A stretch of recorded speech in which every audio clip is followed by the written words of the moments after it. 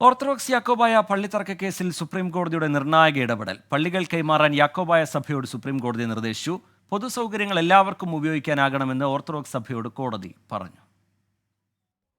കാലങ്ങളായി നിലനിൽക്കുന്ന ഓർത്തഡോക്സ് യാക്കോബായ പള്ളിത്തർക്കത്തിൽ നിർണായക ഇടപെടലാണ് സുപ്രീം കോടതിയുടേത്.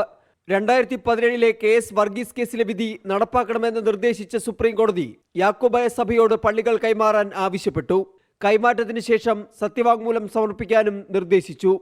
ആശുപത്രികൾ, സ്കൂളുകൾ ഉൾപ്പെടെയുള്ള പൊതുസൗകര്യങ്ങൾ എല്ലാവർക്കും ഉപയോഗിക്കാമെന്ന് ഉറപ്പാക്കണമെന്ന് ഓർത്തഡോക്സ് സഭയോട് കോടതി. മതപരമായ പ്രശ്നങ്ങളിൽ ഭരണകൂടത്തിന്റെ ഇടപെടൽ അവസാന ആശ്രയമായിരിക്കണമെന്നും സുപ്രീം കോടതി വ്യക്തമാക്കി.